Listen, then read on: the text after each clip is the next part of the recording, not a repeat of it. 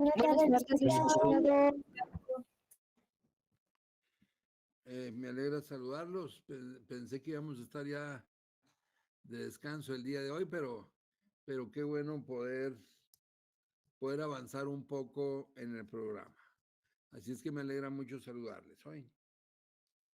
Bueno, en la última clase veníamos viendo lo relacionado con las causas de justificación, ¿se recuerdan?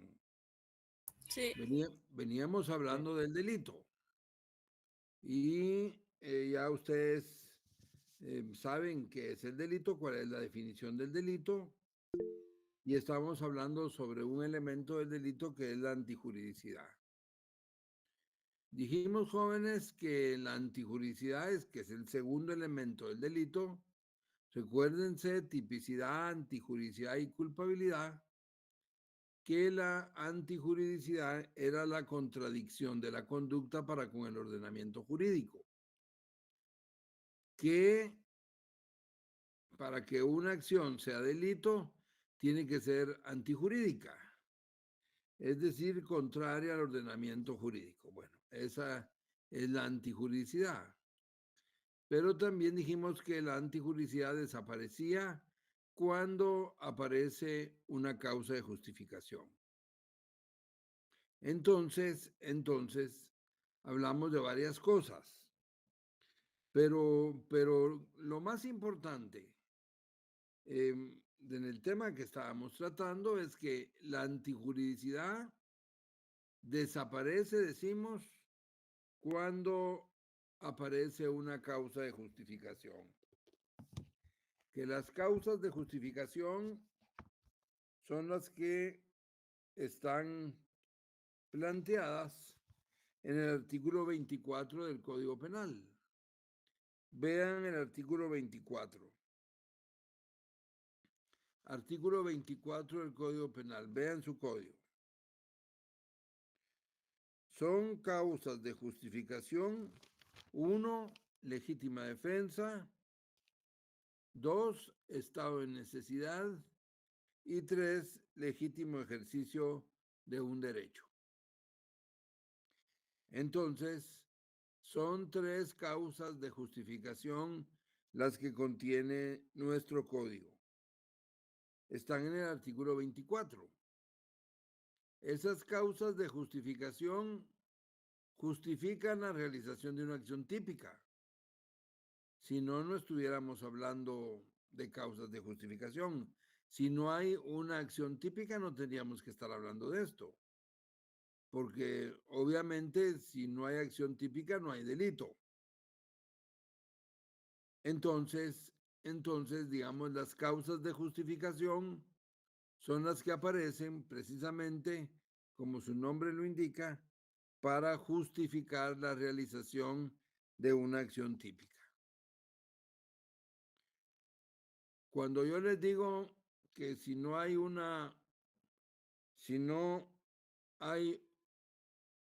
un tipo penal, o si la acción no encuadra en un tipo penal, estamos hablando de la tipicidad, que tiene que ver con el principio de legalidad. Entonces, las causas de justificación justifican la realización de una acción típica. Comenzamos a ver la primera causa de justificación, que es la legítima defensa.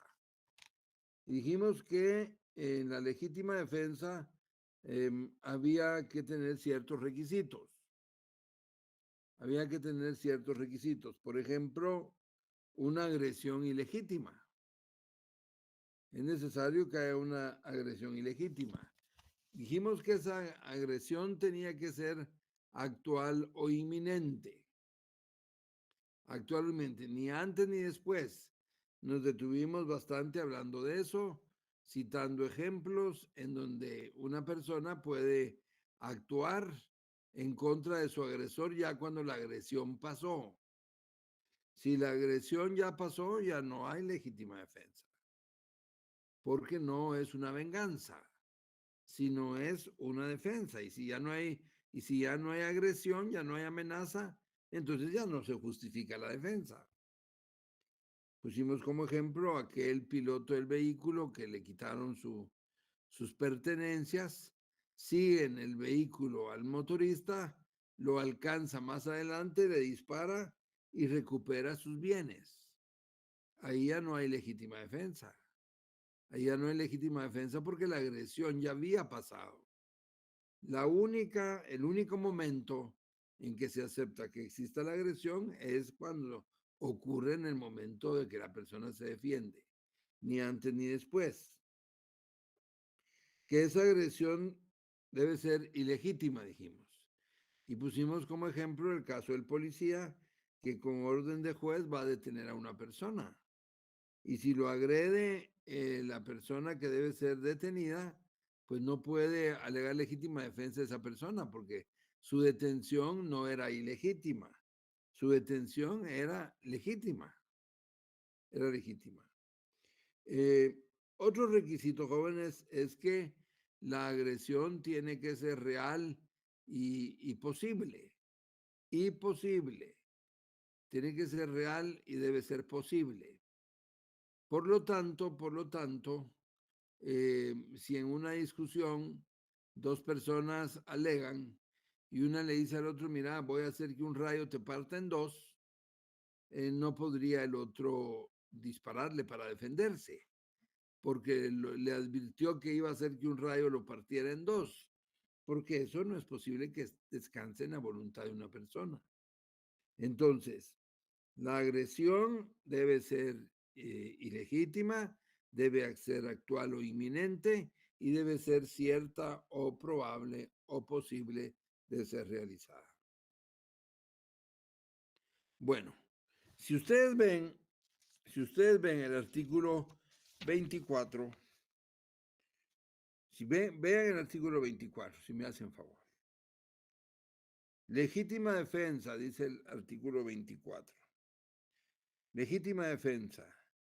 Quien obra en defensa de su persona, bienes o derechos, o en defensa de la persona, bienes o derechos de otra, siempre que concurran las circunstancias siguientes. Siempre que concurran las circunstancias siguientes. Primer circunstancia, agresión ilegítima. Bueno, y hablamos de qué es agresión, qué requisitos debe llenar.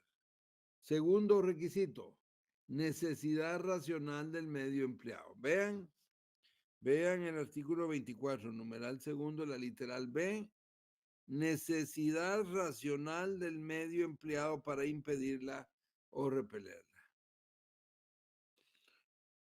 Este es un tema muy importante. Este es un punto muy importante. ¿Cómo debe ser la defensa? ¿Cómo debe ser la legítima defensa? ¿Qué debe existir en esa defensa? Debe existir una racionalidad del medio empleado para impedirla o repelerla. ¿Qué significa esto? ¿Qué significa esto? Significa que el medio que utiliza para defenderse el agredido debe ser un medio razonable en relación a la agresión de que está siendo víctima. Por ejemplo, esa racionalidad, antes de eso, esa racionalidad, no necesariamente, jóvenes, esta es la clave. Esta es la clave. La racionalidad del medio empleado para defenderse no implica que se tenga que defender con las mismas armas ni de la misma manera en que está siendo agredido. Lo que importa es que sea razonable la defensa. Fíjense lo que les dije. Se confunden mucho pensando en un caso concreto que la racionalidad del medio empleado tiene que ver con que las armas sean iguales. ¿Qué armas? Las armas que usa el agresor con las armas que usa el que se defiende. No implica que tengan que ser iguales. solo que debe existir una racionalidad. Debe ser razonable el medio que emplea para defenderse. Por ejemplo, una persona es atacada por otra con un machete, ya hablamos de eso. Una persona es atacada por otra con un machete y el agresor que carga un machete lo utiliza, le da un machetazo o dos machetazos a la víctima y cuando ya va por el tercer machetazo, entonces la víctima saca una pistola y le hace 2 o 3 disparos y lo mata. Y lo mata. Fíjense el caso. El agresor está agrediendo con un machete o un cuchillo. Le provoca ya 2 heridas a la víctima. Cuando el agresor se le abalanza de nuevo para darle otro machetazo, el tercer machetazo, la víctima saca su pistola y le da 2 o 3 tiros al agresor y lo mata. Y lo mata. En términos generales, podemos decir en términos generales, ¿aceptarían ustedes ahí la legítima defensa o no la aceptan? Sí, licenciado. Sí. Yo sí. Sí. Sí, licenciado. Muy bien, muy bien. Pues la respuesta de ustedes es correcta. Es correcta porque el agredido puede perder su vida con la forma en que lo está agrediendo el agresor. Lo está agarrando a machetazos o a puñaladas. Y claro que lo puede matar. Entonces, es un medio razonable, un arma de fuego en esas circunstancias para defenderse. No pueden ustedes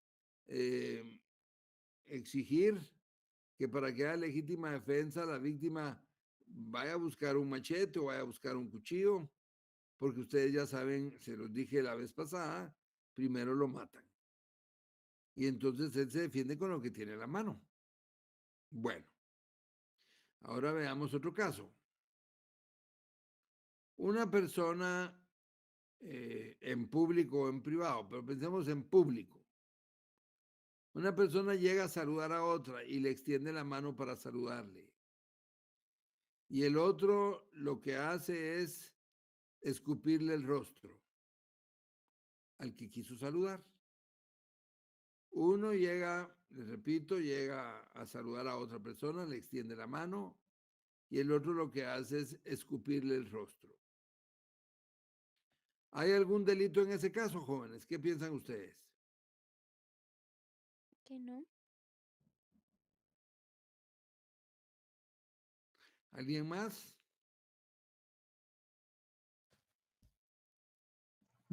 Tal vez que está atentando contra su dignidad. Muy bien. ¿Alguien más? Está usando violencia, sí pudiera ser de causa de delito, ¿verdad? Ujú.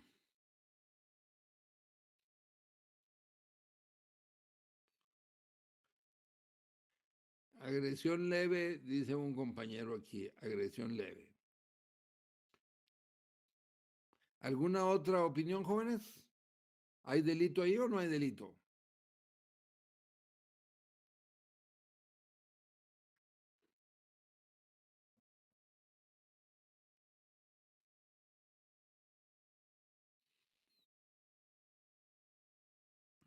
No, licenciado. Ajá. Ujú. Bueno, ahí comentan los compañeros algunas cuestiones, pero fíjense que sí hay delito. Sí hay delito con esa acción que ejecutó la persona.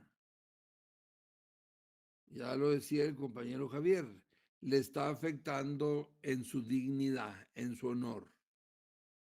Lo está menospreciando. La persona llega, le extiende la mano para saludarle y el otro le escupe el rostro. ¿Lo está humillando o no lo está humillando? Sí. Sí. Sí. Sí, Sí. sí lo está humillando, lo está haciendo de menos. Y recuérdense que ya hemos dicho que hay delitos contra el honor cuando se afecta la dignidad de una persona. Y entonces esa persona está siendo vulnerada en su honor. El honor es el derecho que todos tienen a ser respetados.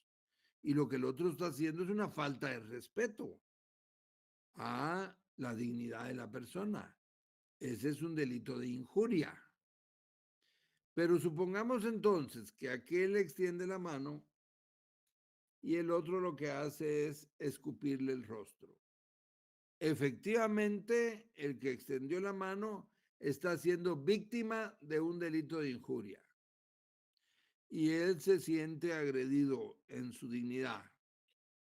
Supónganse ustedes que este señor que se siente agredido en su dignidad porque le escupieron el rostro, viene, saca su arma de fuego y le proporciona 2 o 3 disparos al agresor y alega legítima defensa de su honor.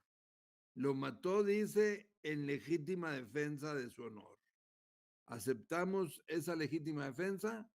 No. No, licenciado, es desproporcionado. No es racional los medios. Es desproporcionado. Exactamente. Exactamente. El numeral 2 del artículo 24, cuando dice racionalidad del medio empleado para defenderse, racionalidad del medio empleado se refiere a que no haya un exceso en la defensa. Y si esta persona estaba siendo afectado en su honor, no podía quitarle la vida al otro, porque con la afectación que le estaban haciendo, no lo estaban matando, ni lo iban a matar. Con lo que le hicieron no se iba a morir. Pero él sacó su arma de fuego y lo mató. Ahí ya no hay racionalidad del medio empleado. Hay un exceso en la defensa y por lo tanto no se puede aceptar la legítima defensa. Nadie puede decir, mire, lo maté porque me faltó el respeto. No puede ser. No puede ser. La única manera en que podría decir, mire, lo maté en legítima defensa es porque me estaba matando o me iba a matar, pero no porque me faltó el respeto, porque los bienes jurídicos son diferentes. Entonces, miren, en este segundo requisito de la necesidad racional del medio empleado, necesidad racional del medio empleado, no quiere decir que las armas sean iguales. No quiere decir que las armas sean iguales. Sí puede aceptarse legítima defensa del que dispara contra su agresor para defenderse porque el otro lo está macheteando. ¿Se pueden matar a machetazos o no? Sí. Sí se puede, sí se puede. Y entonces ahí se acepta la racionalidad del medio empleado porque, bueno, igual lo podía matar a machetazos y él tenía una pistola para defenderse y con eso se defendió.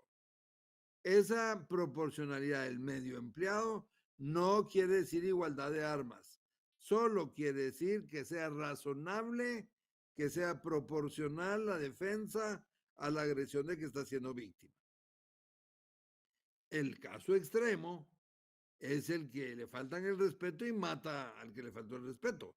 Ahí ya no hay racionalidad, porque por faltarle el respeto no lo iba a matar. Bueno, ¿estamos de acuerdo, jóvenes? Sí, licenciado. Sí, licenciado. Muy bien, muy bien. Entonces, veamos el tercer requisito, falta de provocación. Quiere decir que el que se está defendiendo no tuvo que haber provocado él mismo la agresión en su contra.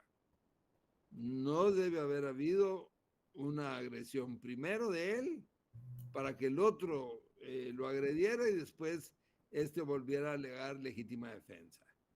No tuvo que haber habido ninguna provocación antes del hecho. Bueno, ahora veamos las clases de legítima defensa que hay. Anoten, clases de legítima defensa. Primero, legítima defensa propia. Segundo, legítima defensa ajena. Tercero, legítima defensa privilegiada. Y cuarto, legítima defensa putativa. Licenciado, perdón, ¿lo podría volver a repetir? Sí, legítima defensa propia. Legítima defensa ajena. Legítima defensa privilegiada. Y legítima defensa putativa. Bueno, cuando nosotros vemos el numeral primero del artículo 24, legítima defensa, ahí ustedes ven que el artículo dice, quien obra en defensa de su persona, bienes o derechos. Esa es la legítima defensa propia. En donde dice quien obra en defensa de su persona, bienes o derechos. Esa es la legítima defensa propia. ¿Por qué? Porque el sujeto está defendiendo sus propios bienes jurídicos, su propia vida. Entonces, esa es una legítima defensa propia. Él mismo se está defendiendo. Luego tenemos la legítima defensa ajena, porque el artículo, en su numeral primero, no solo dice que hay legítima defensa cuando alguien obra en defensa de su persona, bienes o derechos, sino también el artículo dice o en defensa de la persona, bienes o derechos de otra. Recuerdo, no sé si fue en esta sección o en otra, en donde una compañera me decía, mira, ahí no hay, nos decía, no hay legítima defensa porque está defendiendo a otra persona, no a él mismo. Y leímos este artículo, que el artículo permite la legítima defensa de otra persona. El caso que hemos visto de aquel esposo que vio que estaban asaltando a su esposa en el carro de adelante y él aceleró su carro para atropellar a los motoristas asaltantes, estaba defendiendo a su esposa. O el pasajero en un bus de transporte colectivo que dispara sobre unos asaltantes porque esos asaltantes están disparando contra los pasajeros, en defensa de otro también. Entonces, la legítima defensa ajena es cuando procede la defensa de la persona, bienes o derechos de otra persona. Una es legítima defensa propia, otra es legítima defensa ajena. Bueno, veamos ahora la legítima defensa privilegiada.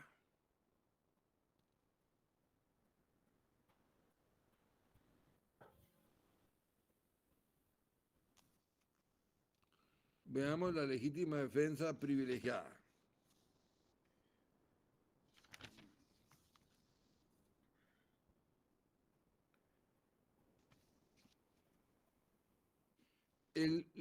Veamos el numeral C. El numeral C de la legítima defensa. Leamos el numeral C si me hacen favor. Léamelo uno de ustedes.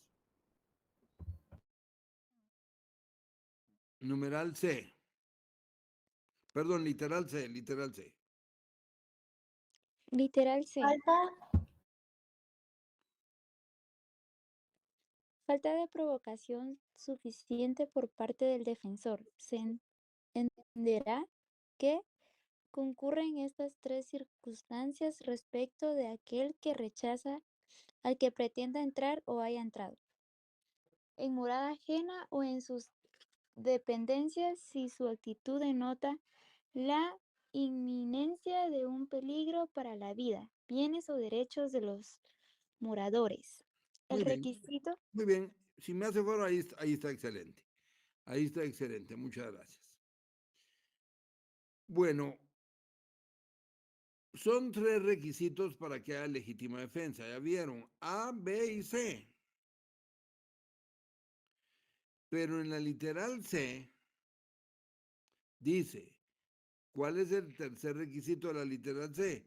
falta de provocación suficiente por parte del defensor. Punto, punto. Pongan atención a lo que dice después del punto. Se entenderá que concurren estas tres circunstancias, o sea, la letra A, B y C, respecto de aquel que rechaza al que pretenda entrar o haya entrado en morada ajena o en sus dependencias. Si su actitud denota la inminencia de un peligro para la vida, bienes o derechos de los moradores. Esta es la legítima defensa privilegiada. ¿Por qué se llama legítima defensa? Es cuando se defiende la morada, la casa en donde vive una familia. ¿Por qué se llama privilegiada esta legítima defensa? ¿Por qué? Porque la ley contiene una presunción. La ley contiene la presunción de que si alguien entra a una casa sin autorización y denota que es un peligro, la persona está en todo su derecho a defender su casa, para defender a su familia y defenderse él. Dice el artículo, se entenderá, fíjense, ya hay una presunción que la propia ley le da. Se entenderá que concurren o que se cumplen estos tres requisitos cuando se rechaza al que pretenda entrar o haya entrado en morada ajena o en sus dependencias. ¿Se dan cuenta? No pocas veces me han preguntado si hay legítima defensa cuando alguien defiende su casa porque se mete un intruso. Bueno, no solo si hay legítima defensa, sino la propia ley presume que se dan los requisitos. O sea, la ley, ¿qué es lo que está haciendo el legislador? ¿Qué es lo que hizo el legislador ahí? Bueno, lo que hizo el legislador es decirle, bueno, si alguien entra a una casa ajena, entra a una morada ajena, no le podemos exigir a los moradores que primero vean a qué entró. Hay una presunción, entra en las noches, en horas de la madrugada, anda alguien adentro de la casa, pasa esto. Tiene derecho a defenderse.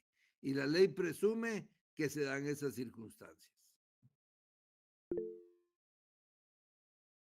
Dígame, compañero Luis Pedro. Buenas tardes, licenciado. Disculpe, con respecto a este tema, le quería comentar que yo el día de ayer, cabal, estaba viendo un video, para serle sincero, en TikTok, que hablaban sobre este tema y ponían el ejemplo de que si entraba, de que había un hijo que se escapaba de su casa y se iba con su novia y en horas de la madrugada regresó y el padre al escuchar bulla y que alguien estaba entrando, a la casa, sacó una pistola y disparó y mató a su hijo. Y decían que ahí no había la literal C, que era la necesidad racional del medio empleado. Pero con respecto a lo que nos estaba mencionando ahorita, entonces sí habría legítima defensa. Bueno, primero, gracias por su intervención, porque es muy importante. Yo me iba a referir un poco a eso, porque miren,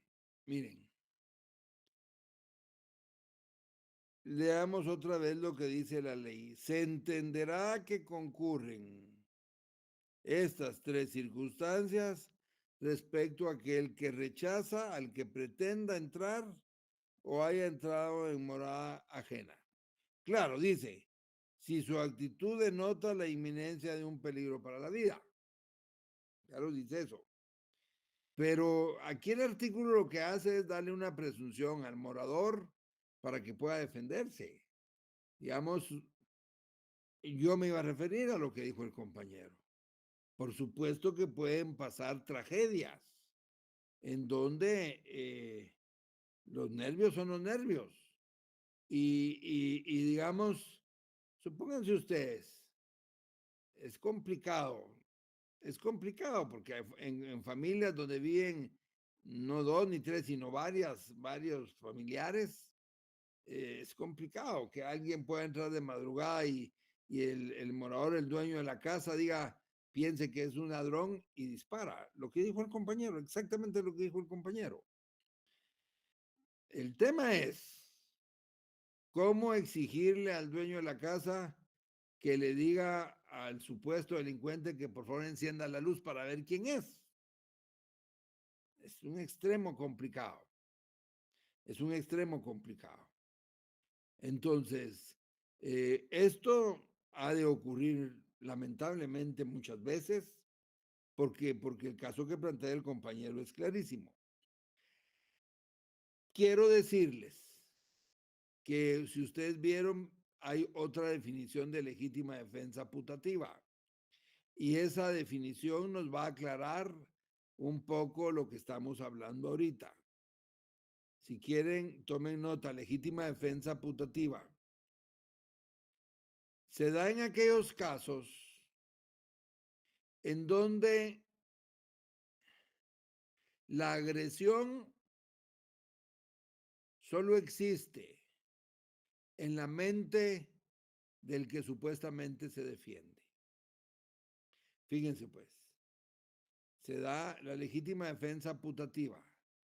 Se da en aquellos casos en donde la agresión solo existe en la mente del que supuestamente se defiende de la agresión.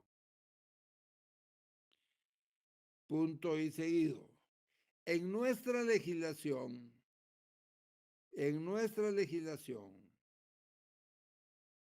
esta legítima defensa o esta forma de legítima defensa putativa, en nuestra legislación, esa forma de legítima defensa putativa aparece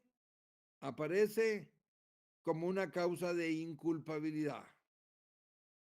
Aparece como una causa de inculpabilidad que se denomina error. Y está en el artículo 25, numeral 3. Les repito, esta forma de legítima defensa putativa en nuestra legislación aparece como una causa de inculpabilidad en el artículo 25 y se denomina error, numeral 3. Artículo 25, numeral 3. ¿Qué dice ese artículo 25, numeral 3? Esta es una causa de inculpabilidad. Leamos el numeral 3.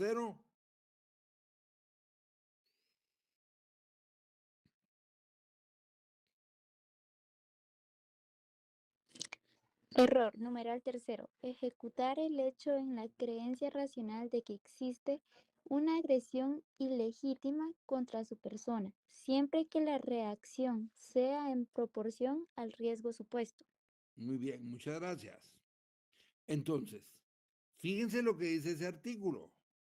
Dice que es una causa de inculpabilidad, artículo 25, numeral 3, cuando hay error.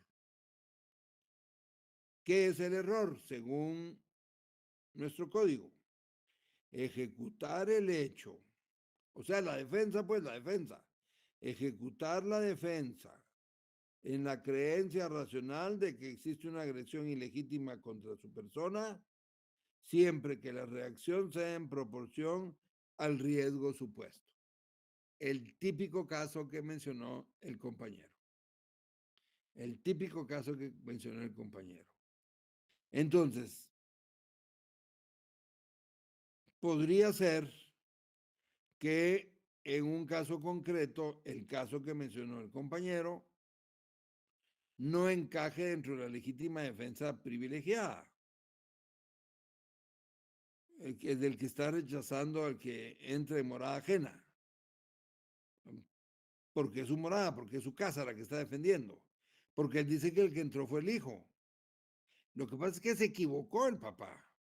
Creyó que había una agresión, que se había entrado alguien. Él no sabía que su hijo salía en horas de la madrugada. Y a las 4 de la mañana el hijo regresa, golpea unas sillas, el papá sale y dispara. Es un caso de error, porque él ejecutó esa acción en la creencia razonable de que había una agresión en contra de la familia, siempre que la reacción sea en proporción al riesgo supuesto. Estos no son casos fáciles, jóvenes, no son casos fáciles, pero si nos demuestran que es una familia la que vive en esa casa, de 2 o 3 hijos y los padres, que uno de ellos, el hijo mayor varón, se sale en las madrugadas y regresa a las 4 o 5 de la mañana, porque por cualquier motivo, drogas o cualquier motivo.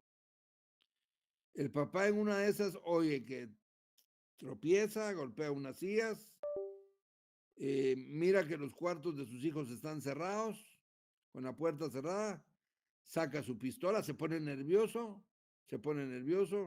y dispara. Y trágicamente mata a su hijo. Y trágicamente, con todo el dolor para él, mata a su hijo. ¿Qué hacemos ahí? Se condena de 15 a 40 años por homicidio. No, O se le condena por homicidio culposo por imprudente o negligente el papá. No, se puede Tampoco. alegar que hay inculpabilidad. Podría alegar que hay inculpabilidad, porque el primero, él ya está sufriendo con lo que hizo, arrepentido de lo que hizo, porque mató a su hijo, ni más ni menos, por un error, por la creencia de que había una agresión en su contra, pero la agresión solo estaba en su mente porque era su hijo el que estaba entrando a la casa. Entonces, creo que ese no sería un caso de legítima defensa privilegiada, sino un caso de legítima defensa putativa, que en nuestro caso se llama error, y que es una causa de inculpabilidad. Si eso ocurriera, el caso que estamos hablando, ocurriera, y afirmamos y aceptamos que hay error como causa de inculpabilidad, ¿hay delito o no hay delito? No hay delito. ¿Alguien más? No hay delito. No, no hay delito, Lick. No hay delito. Hay un muerto. Hay una acción típica de matar. Podría haber una acción antijurídica, porque no vamos a aceptar ahí la legítima defensa. Pero no hay inculpabilidad porque hay error, y el error está comprendido en el numeral 3º, artículo 25, como una causa de inculpabilidad. Y por lo tanto no hay culpabilidad, y por lo tanto no hay delito. Entonces, es una solución triste para ese caso, trágica, lógica la solución, apegada a la ley. Ocurrió una tragedia. Pero no se puede condenar al padre de ese joven a 30 años de prisión por algo que jamás quiso hacer. Y fue lo que ocurrió. Entonces, la legítima defensa putativa es eso, el error. Bueno, ya vamos a hablar de eso cuando veamos las causas de inculpabilidad de nuevo. Pero en el caso, volviendo a la legítima defensa privilegiada, es la que se realiza en la casa no por error, sino cuando entra un extraño, un delincuente, y le disparan. La policía no puede pedirle ni el Ministerio Público a ese morador, mire, pero ¿y usted cómo sabía que los iba a agredir? ¿Y usted no lo provocó? No, porque la ley dice que se entiende que se cumplieron esos 3 requisitos con respecto a aquel que rechaza el que haya entrado en morada ajena. No hay para dónde, no tenía nada que estar haciendo ahí. En alguna oportunidad me plantearon el caso de que el que se haya entrado haya sido un señor en estado de ebriedad, creo que era el de la casa vecina, y se cayó en el patio de la casa o adentro de la casa, y era porque estaba ebrio. Sí, pero el morador tampoco puede decirle, encienda la luz y quiero ver cómo está. Él se defiende. Por eso es privilegiada, porque le da el privilegio de entender que se cumplen con esos requisitos. Bueno, ¿Alguna pregunta, jóvenes? Licenciado, buenas tardes. Dígame. Hay un caso que hubo en enero, una persona defendió a una mujer y a una niña que estaban siendo agredidas, ¿verdad? Ajá. Y la persona que estaba agrediendo mató al que fue a defender, ¿verdad? Sí. Entonces, ¿podría esta persona que mató también alegar defensa propia? Muy buena su pregunta. Muy buena su pregunta. Fíjense bien lo que plantea el compañero. Muy buena la pregunta. Un sujeto estaba agrediendo a una señora y a una niña y las estaba golpeando. Cuando un tercero que iba pasando por ahí vio esa agresión en contra de esa mujer y esa niña que las estaba golpeando fuertemente, un tercero viene y empuja al agresor y lo empuja y lo tira al suelo. Y el otro viene, saca su pistola y le dispara. El primer agresor. ¿Puede alegar en legítima defensa?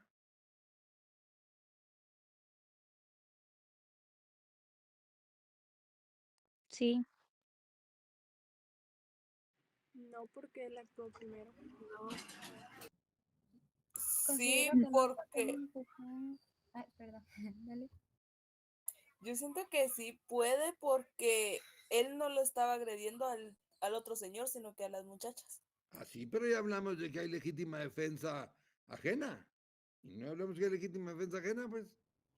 Sí, y creo que no porque un empujón, bueno, no sé, pero creo que considero que un empujón no corresponde a un hecho que ponga en riesgo la vida de la otra persona, comparado a lo que el primer agresor sí estaba haciendo. Bueno, eso puede ser lo que usted está diciendo, pero hay otra razón muy clara que ya les expliqué y que ya leyeron. No puede alegar porque, bueno, provocó primero. No cumple Exactamente. con el requisito de falta de provocación. Exactamente. Recuerden de lo que hablamos. Uno de los requisitos es falta de provocación suficiente por parte del que se defiende. Y aquí, el que estaba alegando legítima defensa, que le disparó al otro, él provocó una agresión primero. La agresión contra la mujer y la niña. Entonces no puede alegar legítima defensa porque no cumple con el requisito de falta de provocación. ¿De acuerdo? Sí, licenciado. Muy bien. Bueno, veamos entonces rápidamente las otras dos causas de justificación. Leamos el estado de necesidad, leamos el artículo 24, numeral segundo. Si me hacen favor, leámoslo. Numeral segundo. Estado de necesidad. Inciso 2.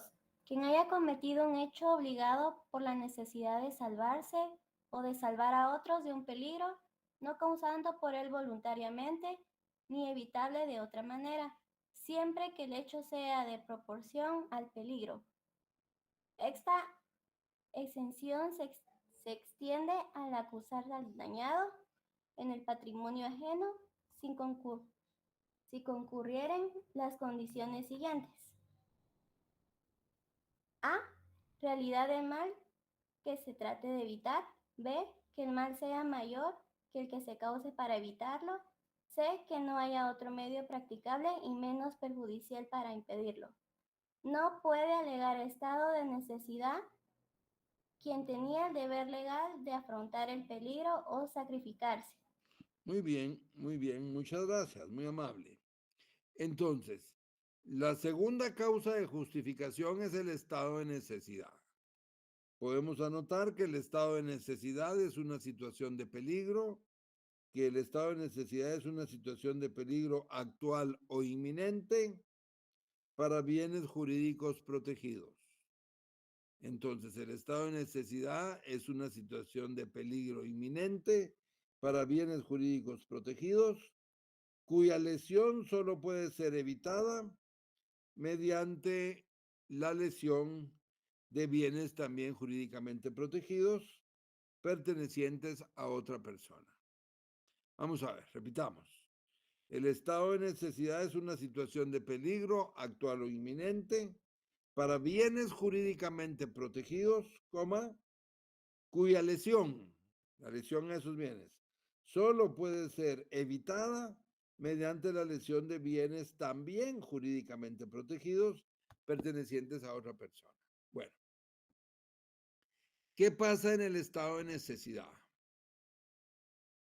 Que hay un peligro, jóvenes, que hay un peligro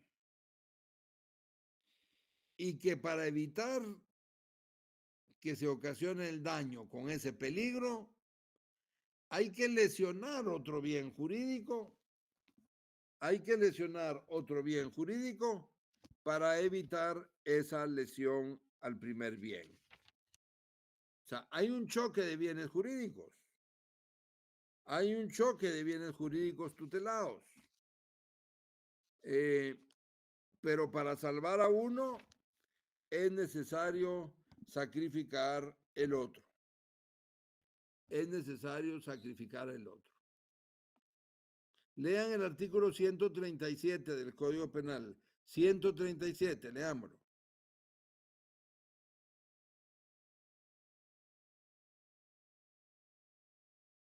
Artículo 137.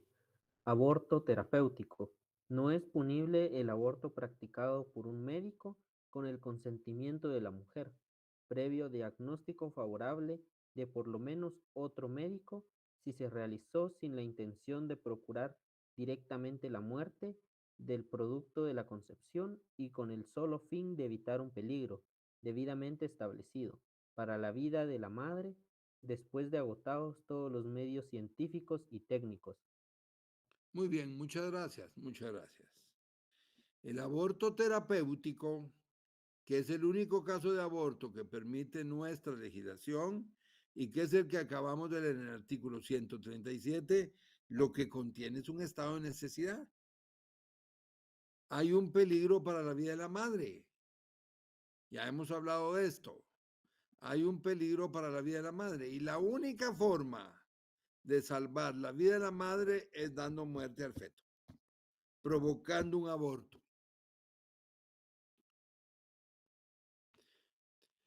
Les voy a preguntar, si un médico ve que la madre está en riesgo, dictaminan 2 médicos, la madre está en un inminente peligro, la madre está de acuerdo con que se le practique el aborto para salvar la vida y el médico practica el aborto y mata al feto.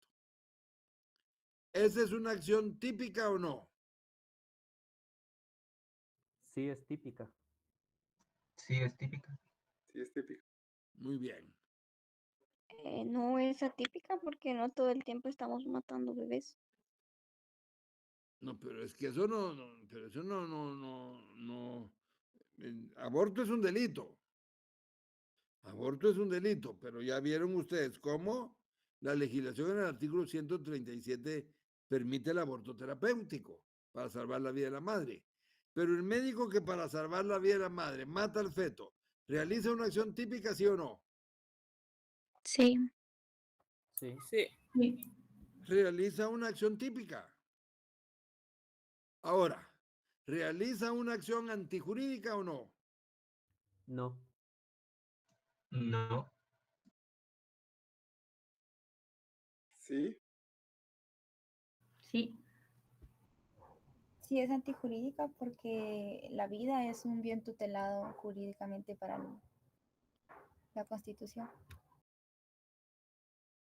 Bueno, miren, vamos a detenernos un momento. Sí realiza una acción típica, eso sí, ahí todos estamos de acuerdo, porque le realizó la acción típica de dar muerte a un feto.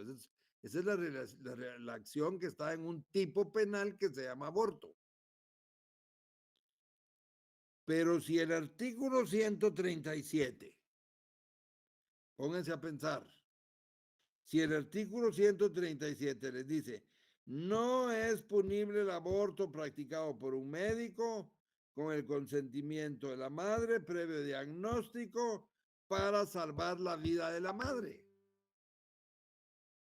Si la ley permite eso, ¿por qué están diciendo que es antijurídico?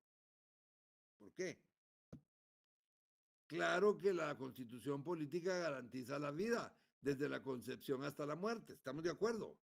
Por eso existe el delito de aborto. Pero este caso concreto es un caso que el artículo 137 permite que se practique el aborto para salvar la vida de la madre. Y si lo permite la ley, entonces no es antijurídico y por lo tanto no es delito.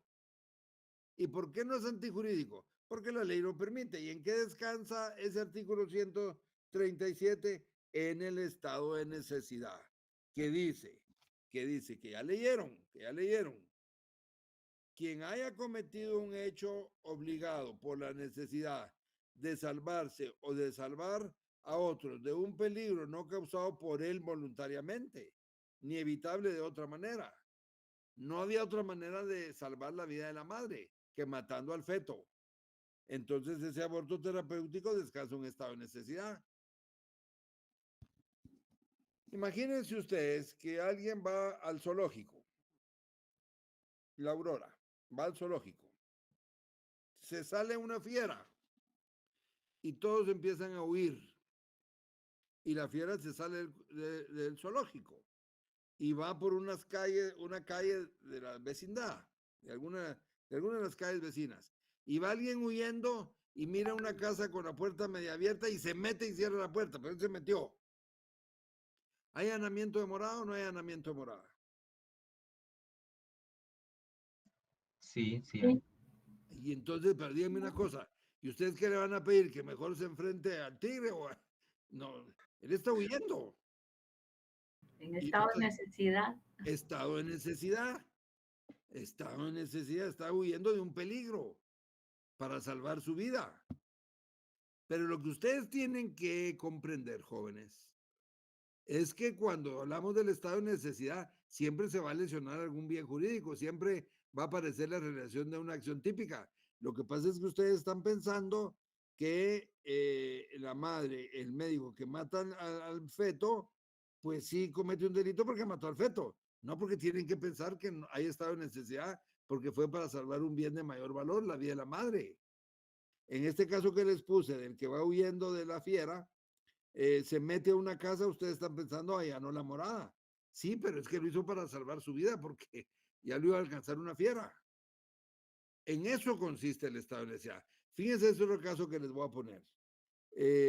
Hay un incendio en el campo, en el área rural, y el incendio va hacia una aldea, hacia unos ranchos. Y hay un señor que tiene un tractor y la única manera de evitar que el fuego llegue ahí es que pase sobre la milpa del vecino y del mismo, que destruya la milpa, que la destruya. Porque si no, por ahí va a pasar el fuego. Entonces, al destruirle, está tratando de evitar que el fuego se corra hasta los ranchos. Entonces, yo les preguntaría ahí, miren, ¿y el dueño de la milpa podría acusarlo de daños? Ustedes me dirían, bajo esa lógica, que sí. Porque están pensando que sí provocó la acción típica de daños. Sí, pero lo hizo para salvar la vida de los moradores de los ranchos. En eso radica el estado de necesidad. Siempre va a haber una lesión a un bien jurídico, pero lo que ustedes tienen que pensar es que si ese caso deja de ser antijurídico, porque la persona lo hizo para salvar un bien de mayor valor. Para salvar un bien de mayor valor. En una balsa, en donde después de un naufragio se hunde un barco y quedan dos en una balsita. Y uno de ellos mete todavía su equipaje, una gran maleta con su equipaje. Y después la balsa no aguanta con el peso de los dos. Y entonces el otro tira la balsa del otro, pues, porque era para que los aguantara los dos. ¿Provocó daños? Pues no podemos decir que sí, si lo hizo para salvar la vida de ambos. Entonces, ustedes tienen que basarse en que en el estado de necesidad, sí, ciertamente hay la lesión a un bien jurídico, pero se lesiona para salvar otro de mayor valor. Es que miren lo que dice el artículo. Ustedes tienen que poner atención a lo que dice el artículo. realidad del mal que se trata de evitar. O sea, si hay un mal que se quiere evitar, que el mal sea mayor que el que se cause para evitarlo. Que el mal sea mayor que el que se causa para evitarlo. O sea, para evitarlo se causa un daño, pero el daño debe ser menor que el que se está evitando. Y que no haya otro medio menos perjudicial para impedirlo. Bueno, entonces, el Estado, a diferencia de la... Ahora, fíjense pues, ¿cuál es la diferencia entonces entre la legítima defensa y el estado de necesidad? ¿Qué es lo que provoca la legítima defensa y qué es lo que provoca el estado de necesidad? Díganme.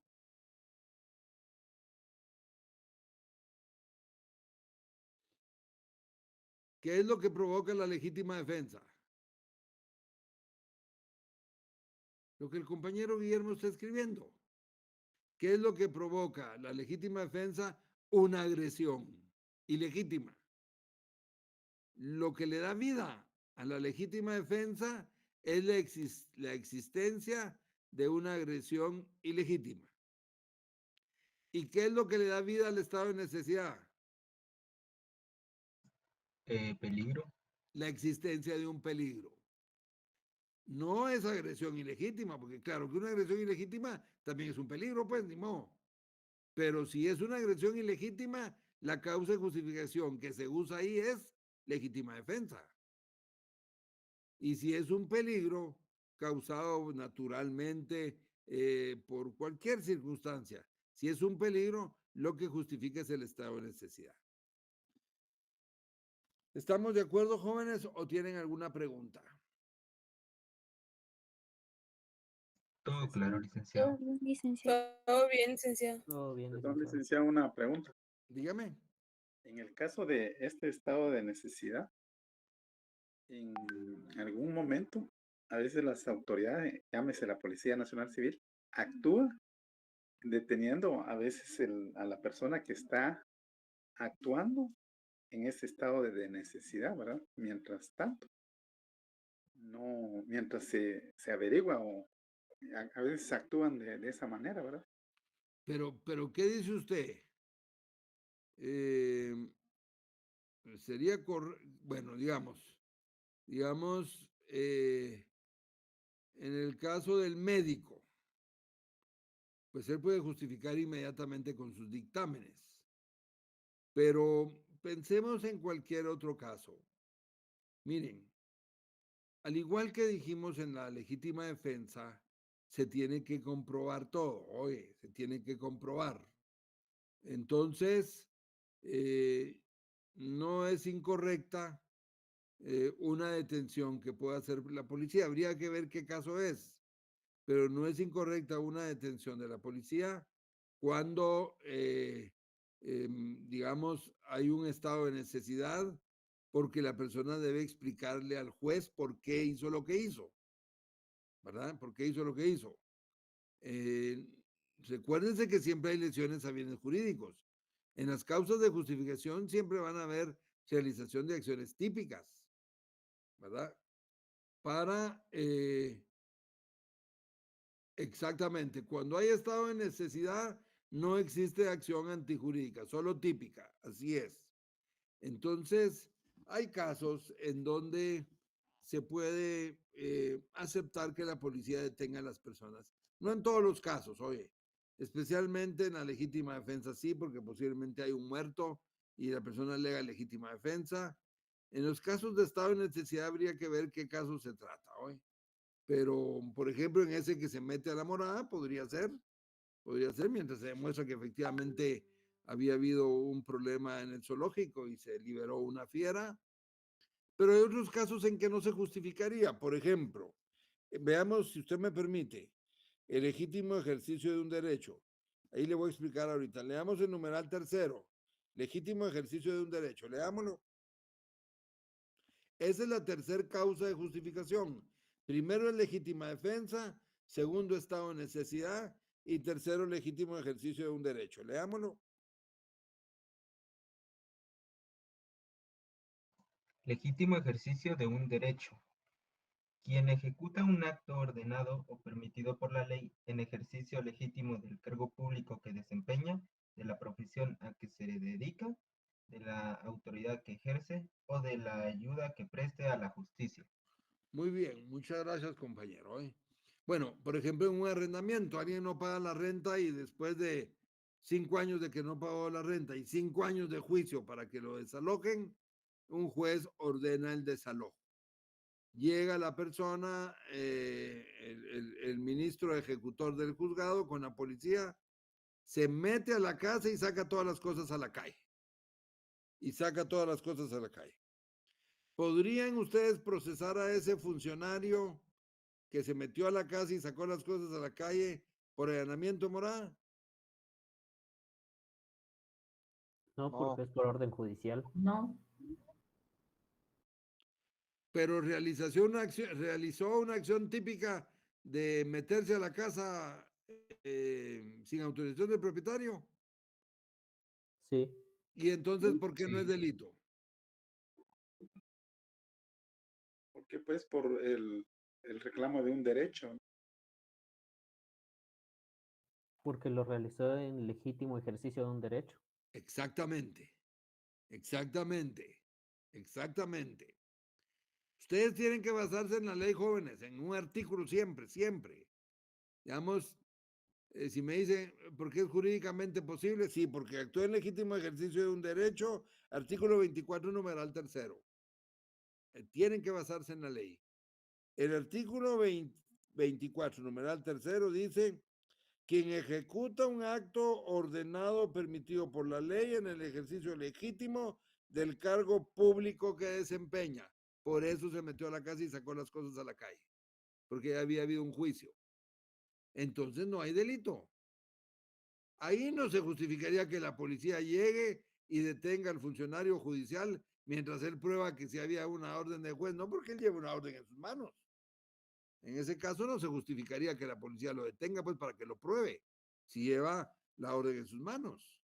O el médico que hace una intervención quirúrgica, pues abre a una persona, le abre el pecho para operarle el corazón o cualquier parte de su cuerpo.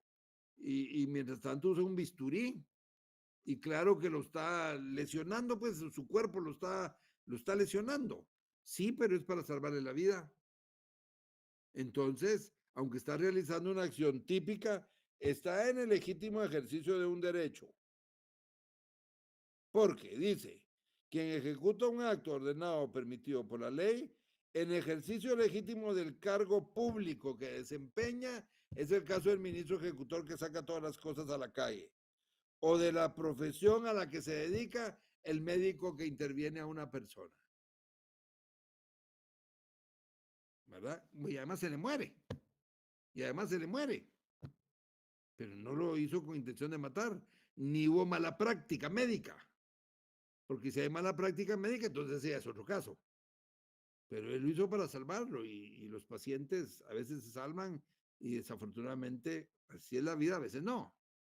Pero no lo hizo con esa intención, ni fue imprudente ni negligente en el ejercicio de su profesión.